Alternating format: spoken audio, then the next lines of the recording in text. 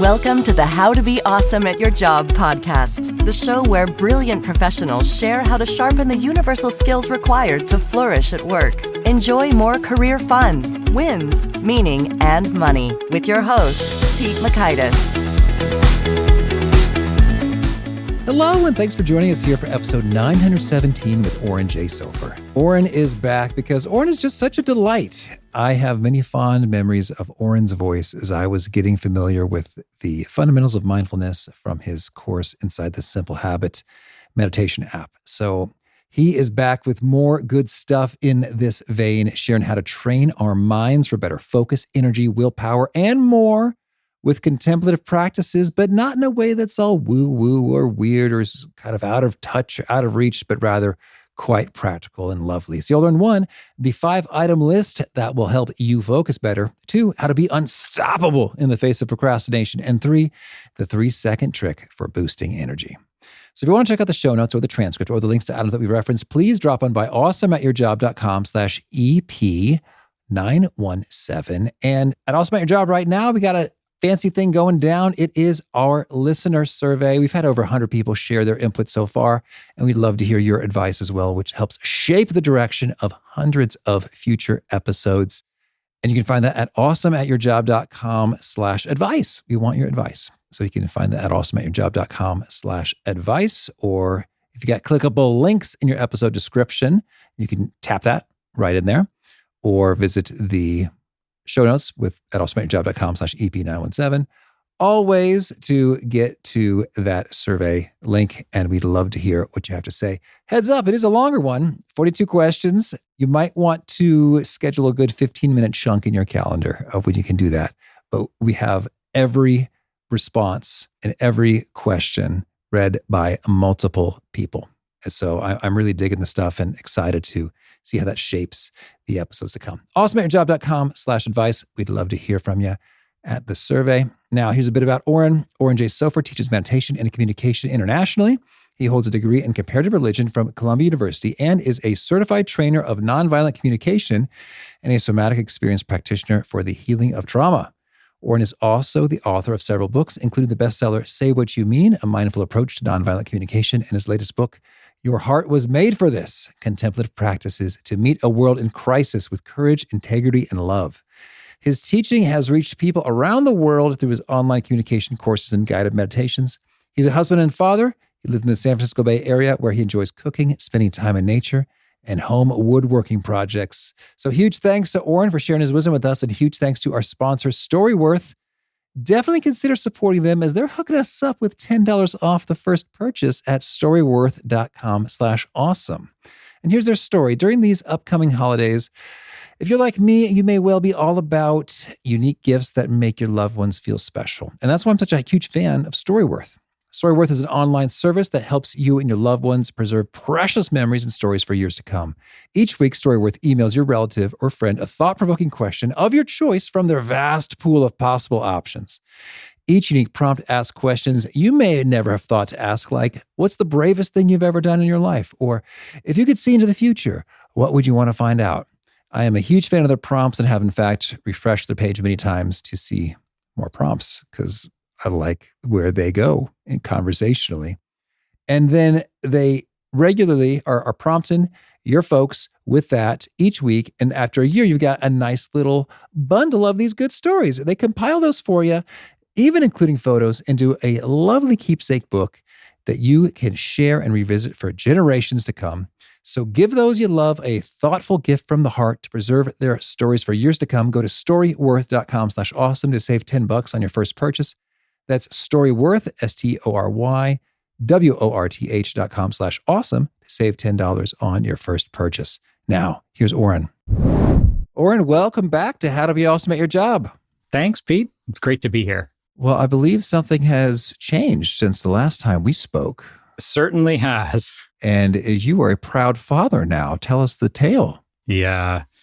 Well, my wife and I are both in our 40s, and she came to me a couple of years ago, dropped a bomb and said, hey, I think I want to have a kid.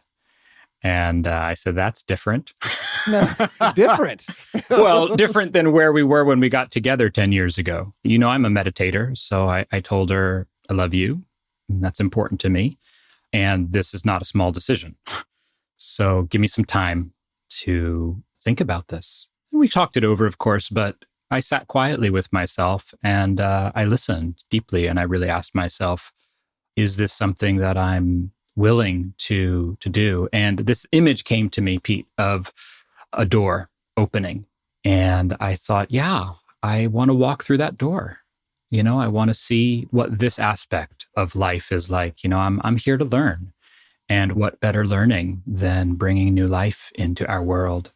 And of course, I had a lot of reservations and fears that I talked through close friends with who are parents, which was very, very helpful. And, one of my biggest fears was the state of our world.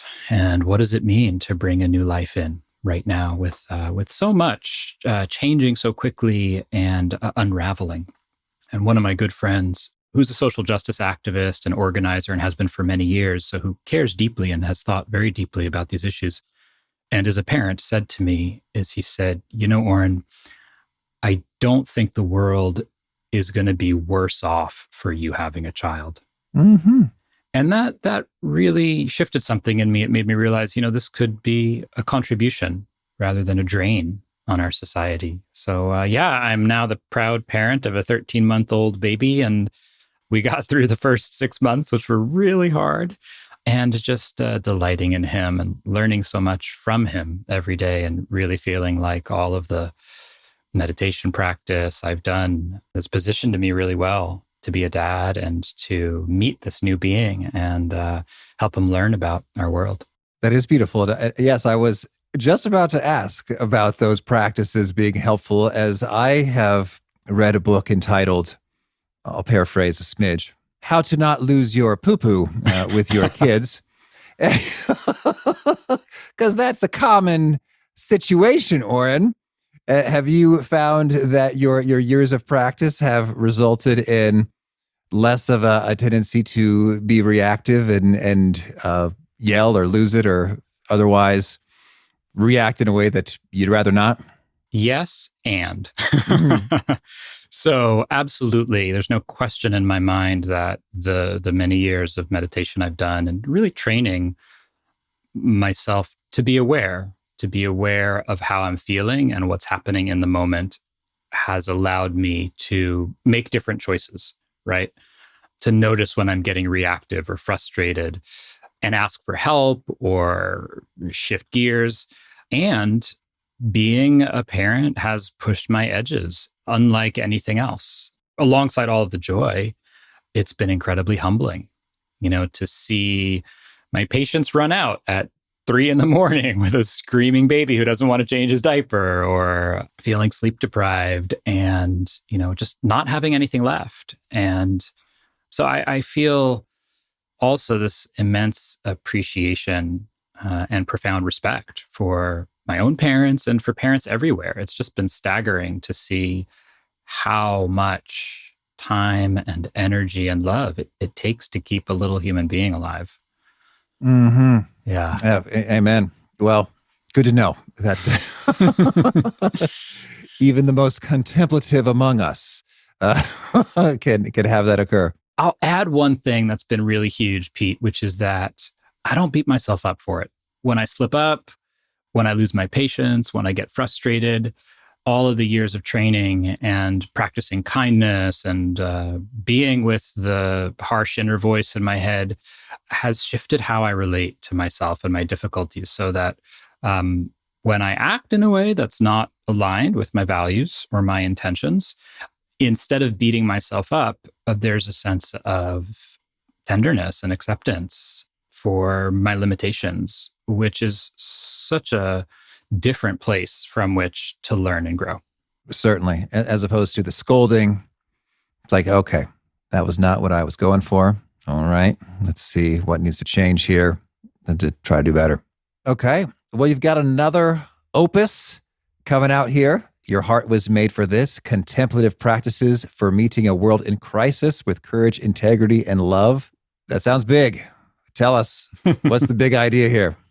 It is big. The big idea is that, so in the last 10, 15 years, meditation and mindfulness has kind of taken certain sectors of the public conversation by storm.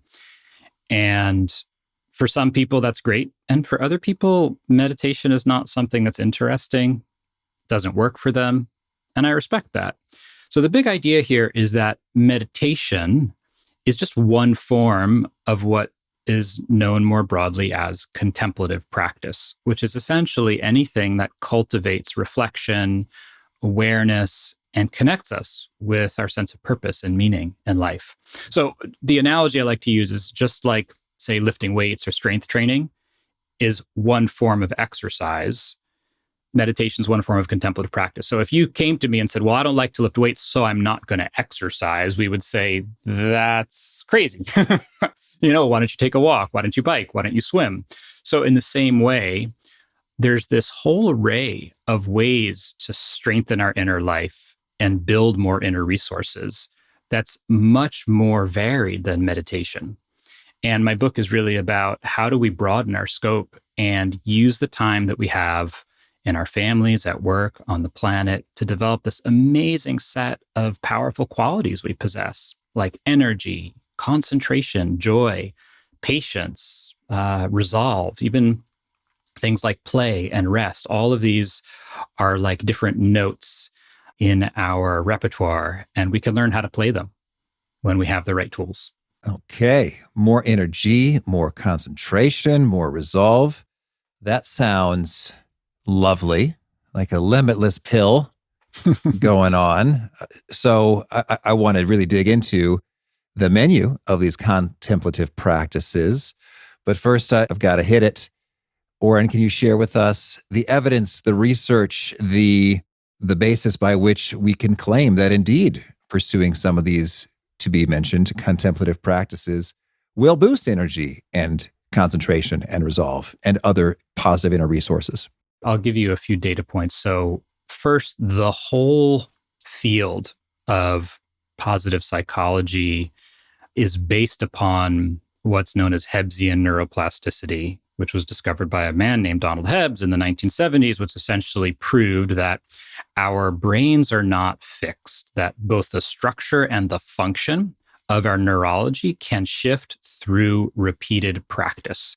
And what's cool about that to me as a meditator is that modern neuroscience has borne out what contemplatives and mystics have known for millennia, which is that our inner world isn't fixed, that it's malleable, and what we do, how we act and think and speak every day affects it.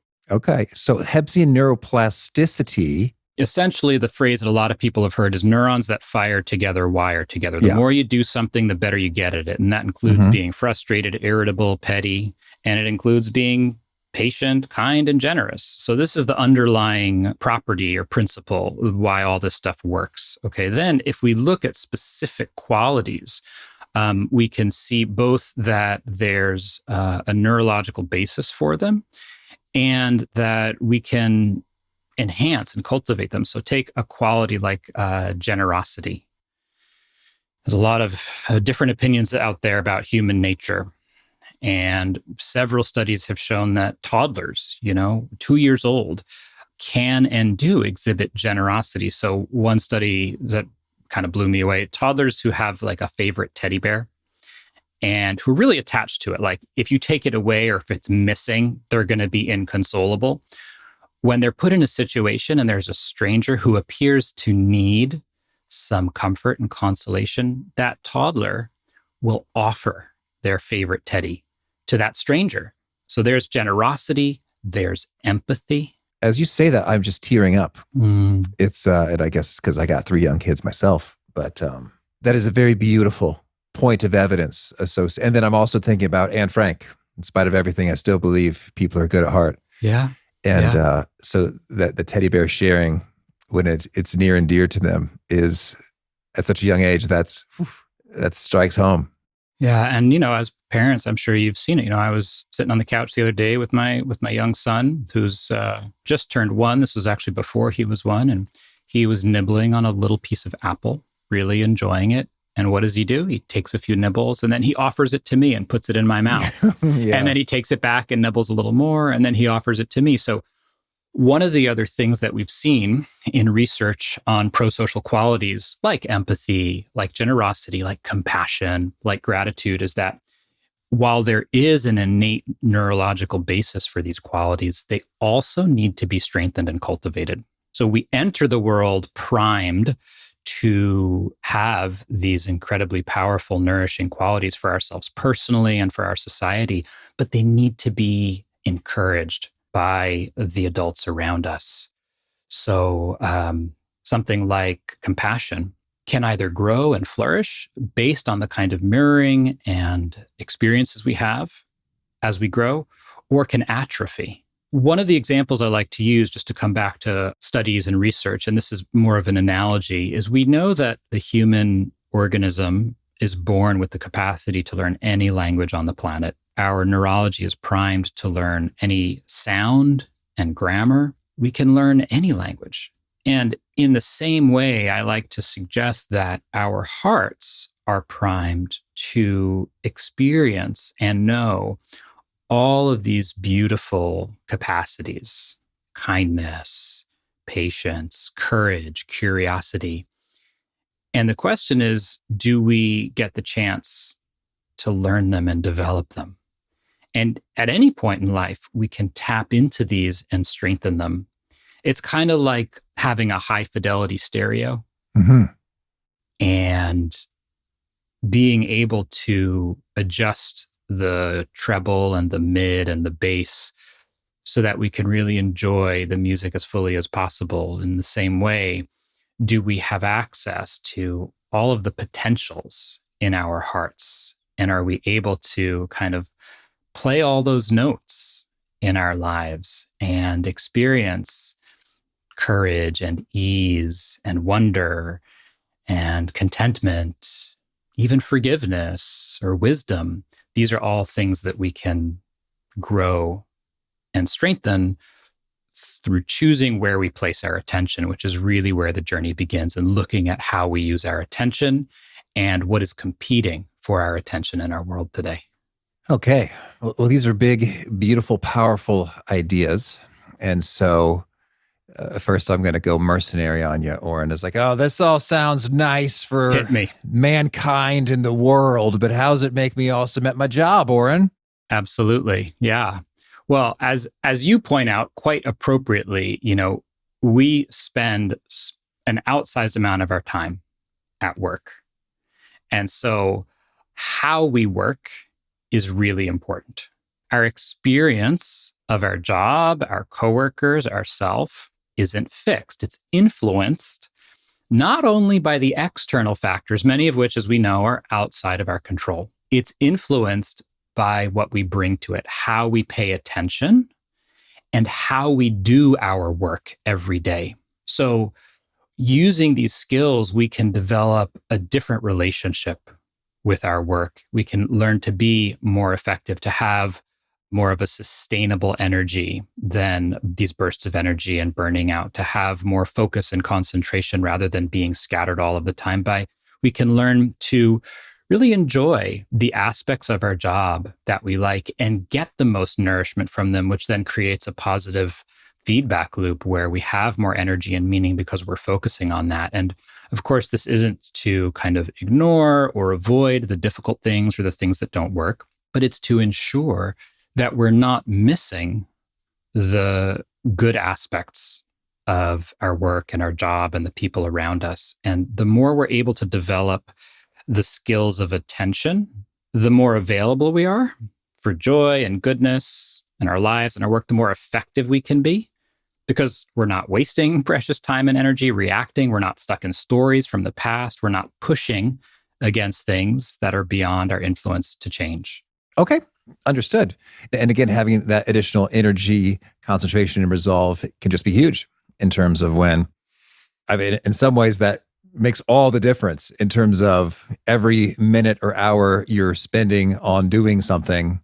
The work product will be high or low quality in large part based on how much quality, energy, concentration, and resolve you can give to it versus how likely you are. It's like, maybe I'll just handle some easy emails instead because I don't have the energy, concentration, and resolve to power through this tricky, ambiguous, frustrating and high value piece of work. Right. And the beautiful thing about it is that when we're able to marshal our resources in that way and really dig into a project, guess what? We get to celebrate and rest afterwards. We get to feel that sense of ease and satisfaction in knowing I knocked out the most important thing on my list today. And now I can breathe more easily. Certainly. So it brings rewards in the moment and in the long term. And I suppose there's little doubt that if you do something, you get better at that something. If it's like playing golf or juggling or chess or pumping iron, lifting weights. So we can see, or running, hey, I see improvements, however I'm measuring that in terms of the chess rating, the bench press, 1 rep max, the ball's not dropped, or the contiguous minutes of juggling, whatever. There's a means by which we do a thing, and then we can see and measure progress. Could you give us an example of a measure, whether it's a measure of energy or concentration or resolve, and the protocol or the program, the workout regiment of contemplative practice, and what sort of lift is seen after having engaged in that? Yeah. So my focus is through experience. I'm an empirical person. So my work is based on my own training and the participants that I work with in my retreats and workshops. All the stuff is supported by the neuroscience, but just to be clear and upfront, that's not my focus or area of expertise. So let's talk about concentration, and I'll talk about it from a personal experience perspective, both in myself and in working with hundreds, if not thousands of people practicing these skills. So the first thing, if we want to be able to concentrate better, the first thing to do is to understand what's meant by concentration and how it arises. So oftentimes we think of concentration as a kind of force your mind to stay with something. And that can work for a little bit of time. It's driven by willpower, but eventually we burn out because it's not sustainable. It's a certain kind of brittle concentration. If something interrupts us, we lose it very quickly. So the kind of concentration I'm talking about, I might call stability or a collected mind. It's really akin to what's known in the research as a flow state. We're present, we're connected, we're flexible, and we have access to all of our resources. We're not straining. We're not tight. We're not burning up energy unnecessarily. We're in a relationship with what's happening. This runs counter to so much in our world and our society today, which is pushing us to be distracted, to multitask, and fragmenting our attention. So what we're doing with concentration is we're regathering our energy, our attention, and learning to channel it in the direction of our choosing. So how do we do that? How does this concentrated, gathered flow state arise? Well, just think about the last time you were really focused in a relaxed way, reading a book, playing a sport, working on a project. How did that come about? Well, you were probably really interested. There was a natural curiosity. You're probably somewhat relaxed. You're able to drop into the moment, and you were clear about what you were doing and why. You had a certain clarity of intent. So these are the factors that we want to get familiar with and learn to cultivate in our life and in our work. Am I interested? Do I know why I'm doing this? Am I connected to that? Can I relax a little bit? And that begins just by relaxing the body, just, by attending to, is my jaw tight? Am I clenching my fists? Can I relax my belly a little bit? And then making a really clear and focused decision. Saying, okay, this is what I'm working on right now. Of course, there are lots of obstacles that are going to come in and try to throw us off. So for me, concentration did not come easily. I remember, say, being in college and reading the same paragraph over and over and over again, because by the time I got to the end of it, my attention would have wandered and I needed to start back over at the beginning. And I've seen through all of the work that I've done with meditation, with mindfulness, I can put my mind to something and it'll stay there. So the other skill here that's really helpful that I want to offer to folks is being aware of the challenges or the hindrances or obstacles to concentration. And this is a really great tool to use when we're working on a project, to have a little checklist to run through and just check and see, are any of these 5 things present? And if so, can I shift my focus into these qualities I'm working on of interest, relaxation, and clarity? So the first 2 are wanting and not wanting. Really getting caught up in wanting to get somewhere or craving something or feeling irritated, aversive, not wanting to do this, wanting to get away from something. These will sap our energy and distract us. The second two are about energy. So either feeling sleepy, lethargic, or feeling restless, anxious, too charged up. So I just want to check, how's my energy? Am I sagging or am I kind of a little hyperactive? And then the third is doubt. And this one's the real killer. Am I doubting myself? Am I not sure I can do this? Am I undercutting my work here? So just being aware of these, just checking in and seeing, are any of these present, already starts to shift the inner landscape. It's when we're not aware of these things that they really clobber us and drive the show. So even if, say, we're a little bit tired, if we're aware of that, just that awareness starts to bring more energy. Or if there's some doubt present, as soon as we see it, we're like, oh, wow, look, I'm doubting myself. I'm worried I'm not going to be able to do this, or it's not going to be good. Just that awareness is already stepping outside of the doubt a little bit. Checking on each of those can give us more access to concentration when we're working on a project. Well, that's handy. Did you say there are 5 things on the checklist? Mm-hmm. Yep. Wanting and not wanting. So this is about craving and pulling away from things. It's, I can't wait to get to lunch, or when am I going to get to the movie tonight and go on that thing? It's like, well, that's tonight. Can I focus on what's happening now? Or I'm so nervous about having to present this. I don't want to do that, right? It's a worry. We're resisting something. It's like, well, that's not now. Let's just focus on the project. Let's just be here with what's happening right in front of me. So just being aware of, it's like when you walk outside of your house or apartment and you want to dress appropriately. You want to know what the weather's like. Same way, you sit down to do a project, you want to be prepared to work with the internal weather. Like, what are the conditions that are going to try to throw you off? So, if it's going to be really cold, you want to bring a parka. If it's going to be really wet, you want to bring a raincoat. In the same way, if you're working with sleepiness and you're feeling really lethargic and doubtful, it's like, okay, how can I psych myself up? How can I access a little bit more energy? Sit up straight, take a deep breath, right? Turn up the lights. I'm feeling doubt, reflect on the things that I know I'm good at, all the times in the past that I've really come through. 1, we need to know what might interfere. And then 2, we need to meet it. We need to work with it head on and address it. Okay, thank you. And so when we have a not wanting, what do you do with that? So the awareness itself is helpful. Right. The awareness itself is helpful. Not wanting is usually about avoiding discomfort. Right. So it's just based on biologically in the pleasure pain principle. So you want to look for, where's the unpleasant thing that I'm avoiding?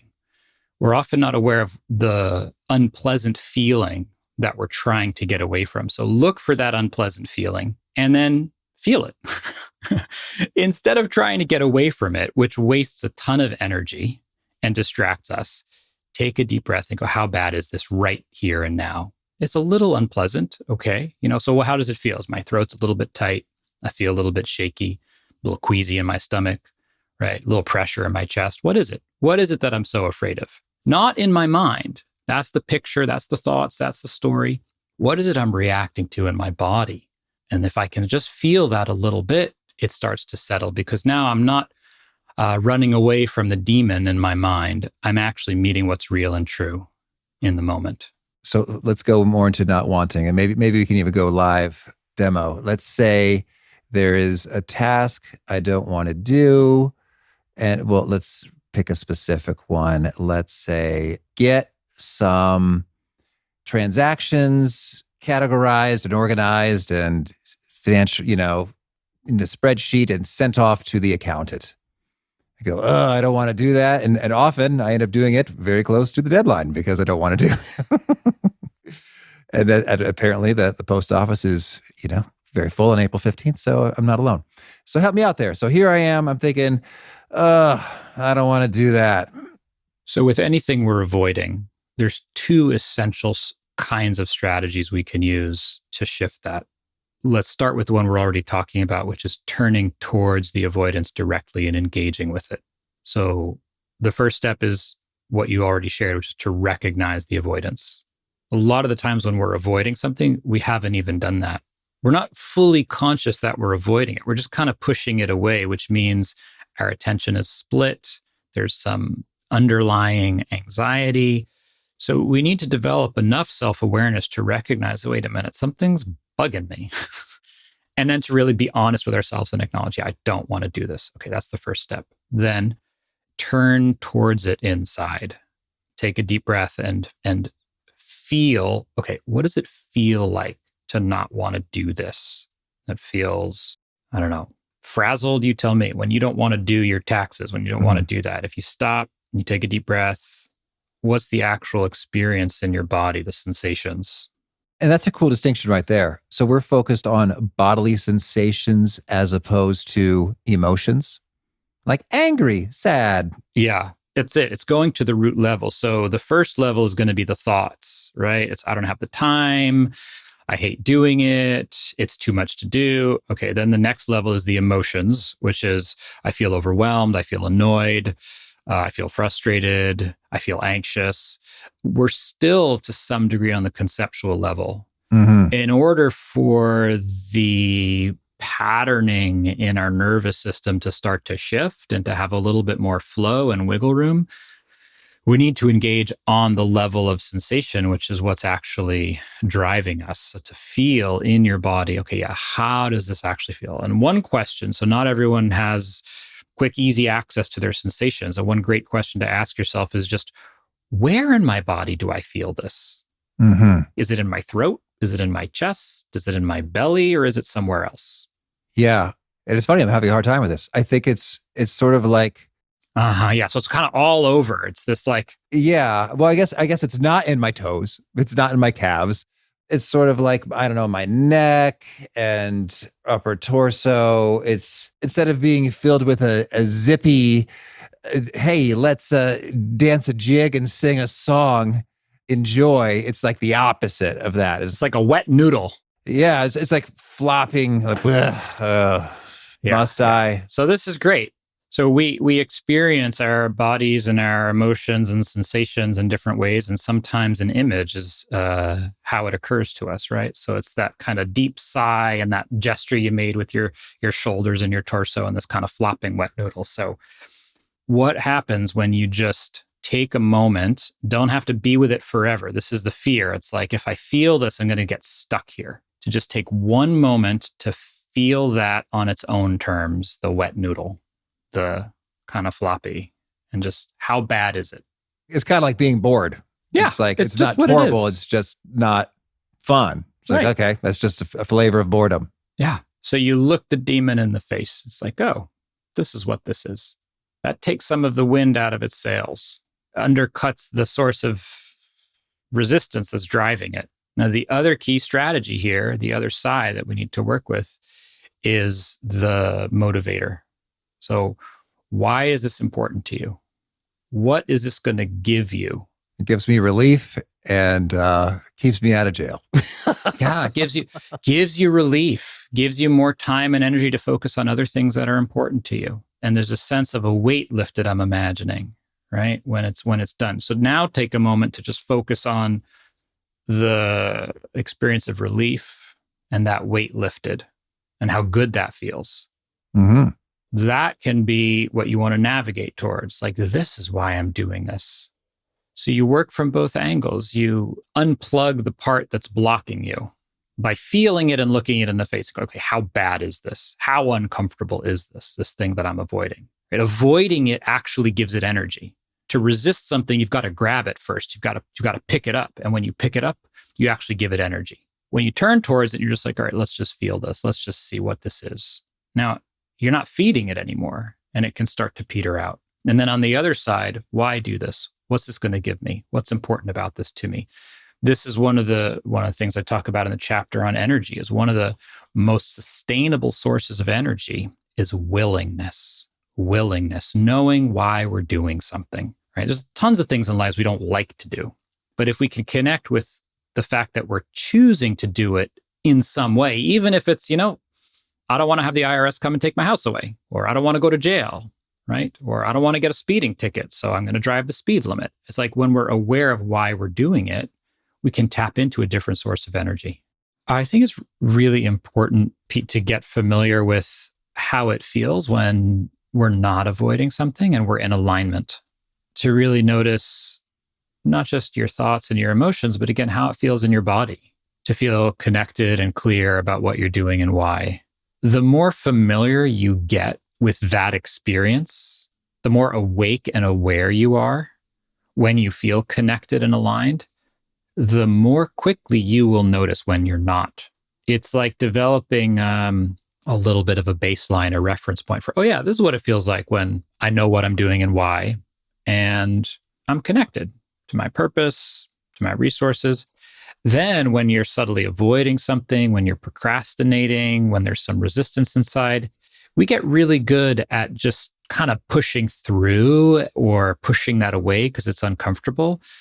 You'll start to notice it more and be able to make different choices and recognize, like I'm doing the dishes right now. It doesn't help me to not want to do it while I'm doing it. Like I might as well just take a deep breath and relax, feel my feet on the ground, enjoy the warm soapy water and clean the dishes, right? Or, I'm taking my kid to music lessons right now. I'm not at home working on that project, even though I want to be. Like, let's just relax and enjoy the time in the car.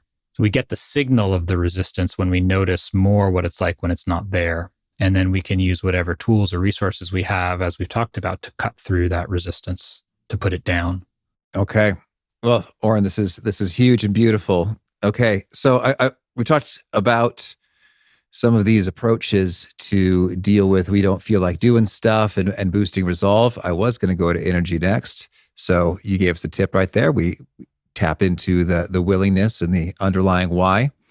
Any other perspectives on bringing about a greater energy? Yeah, absolutely. So energy is huge. We have limited energy in our lives. And I think that the dominant culture in the modern world is this kind of all or nothing approach to energy, right? It's this kind of extractive, get as much as possible, as fast as possible. We use caffeine. We tend to push past our limits and burn out. So how do we develop more sustainable energy, right? So willingness, knowing why we're doing something is one resource. Another really important resource for developing more sustainable energy is starting to tune into the cycles of activity and rest. So everything in life moves through these cycles, the seasons, the night and the day, even our breath. All of the time, there are these cycles of doing and then being, and doing and then being. But the pace of our lives and the level of stimulation we're exposed to on a daily basis tends to mask that, and we get disconnected from it. So just starting to pay attention to when we're busy, and then noticing, like, when you complete something, celebrate it. Take a pause for a moment. Breathe out. After you send an email, instead of rushing on to the next thing, great. Doesn't have to be long. I'm talking about like 3 seconds. That's going to boost your energy, because instead of this pushing, we get the cycle. We do something, and then we breathe out, and then we do something, and then we breathe out. We're starting to feel this rhythm, and that happens on a moment-to-moment level. It happens through the course of the day. That's going to help us develop more energy. One more tip I want to give on energy, and this one's the real tricky one because it's counterintuitive.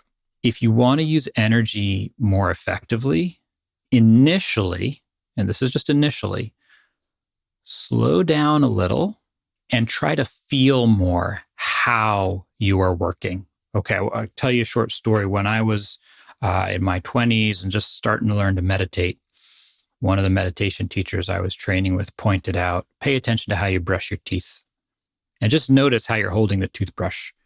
And I noticed I had this kind of death grip on the toothbrush. I was squeezing it so hard when I brushed my teeth. So why am I so tense brushing my teeth? I can actually relax. I could just hold the toothbrush with just the right amount of force and then brush my teeth that way. So if you want to move an object, if you position your feet slightly apart, one in front of the other, and you bend your knees, you've got a lot of power. So balance and alignment conserve energy and create leverage. So we can translate this into our work. How are we actually doing our work, both in our body and in our mind? Are we gripping that toothbrush really hard? Like, are we sitting at the keyboard with our shoulders hunched up and our jaw tight? Or are we able to kind of relax, settle back, feel a sense of balance inside, an alignment, a clarity of purpose, and do things one at a time. So we take this kind of physical analogy and translate it into our work, into the relational space. Instead of raising your voice and shouting and making a big scene, we can be more powerful if we speak at an even volume and a steady pace and say what we need to say. So it's a sense of the more we become aware of how we're using energy, we can start to channel it in more effective ways. Okay. Well, Oren, tell me anything else you really want to make sure to share before we hear a couple of your favorite things. I think one of the principles, Pete, that runs throughout the book that I want to make sure we cover here, because it shows up in any area that we're trying to learn or grow, is this principle we find in a lot of different fields, from performance to trauma healing, which is called strategic discomfort. So it's knowing how much challenge is the right amount. And I'm sure you've covered this with other guests in other ways, right? It's like, if we don't challenge ourselves at all, we just stay comfortable and we don't learn and grow.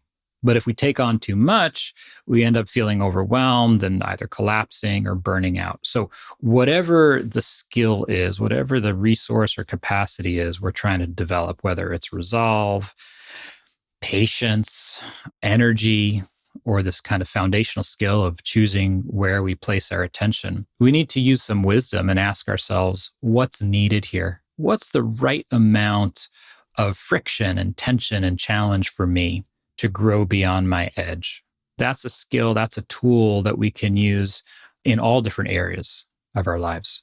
Okay. And how do I assess that and get the right answer? Ask yourself this question: what's needed right now? Not too much, not too little. We need to listen. We need to actually take a step back and check. And if we do that and we listen and we're honest with ourselves, we'll know.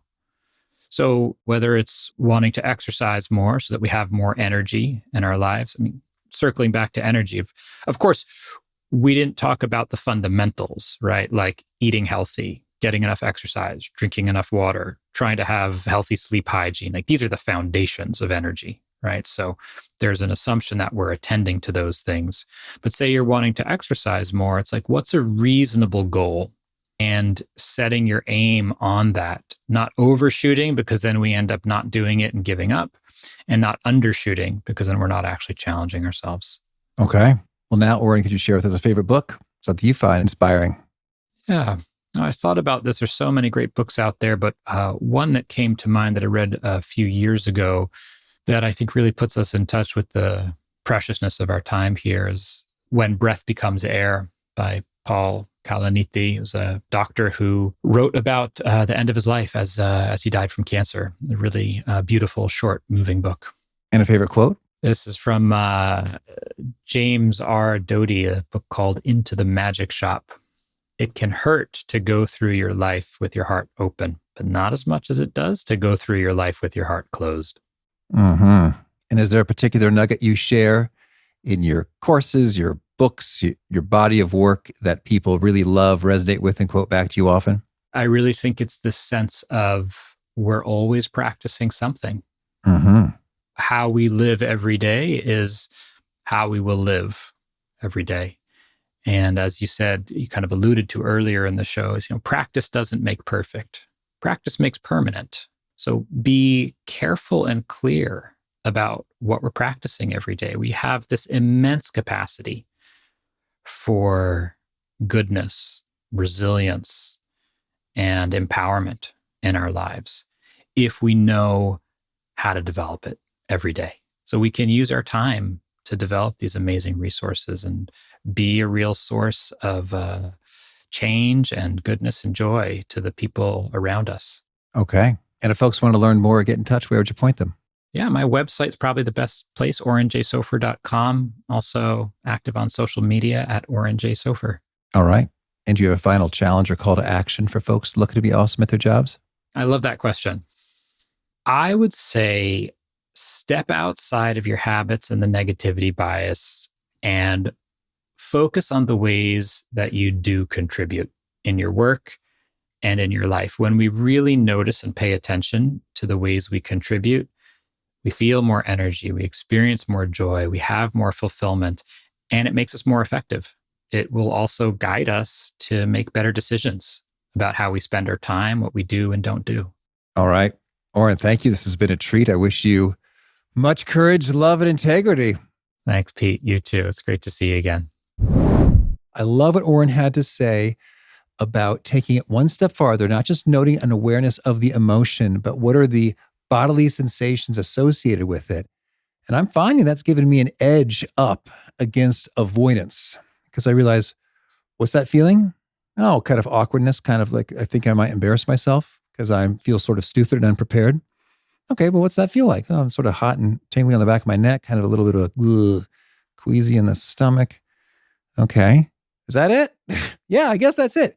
Not such a big, scary deal after all. I've faced more unpleasant physical sensations during a cold plunge or a workout and many other environments. So maybe I, in fact, got this. Really cool stuff. Pushing it a step farther from naming the emotion to the actual bodily experiences of the emotion. Powerful. Again, the show notes, the transcript, and the links to items that we've referenced are found at awesomeatyourjob.com/EP917, where you'll also find a link to our survey, awesomeatyourjob.com/advice. Hope to hear from you and to catch you next time. And peace. Thanks for listening. To get the most out of the show, we recommend 2 key things. First, check out the extra resources at awesomeatyourjob.com. You can find this episode's transcript and links, as well as the perfect episode for your situation. You can search the full text transcripts of hundreds of episodes or explore episodes tagged by topic and competency covered. Second, subscribe to the podcast and get future episodes automatically. You can subscribe by telling Siri and several other smartphones and speakers, subscribe to the How to Be Awesome at Your Job podcast, or by tapping subscribe in your podcast player of choice. If you'd like some extra help figuring out podcasts and how subscriptions work, visit awesomeatyourjob.com/subscribe for guidance. Hope to catch you on the next episode of How to Be Awesome at Your Job.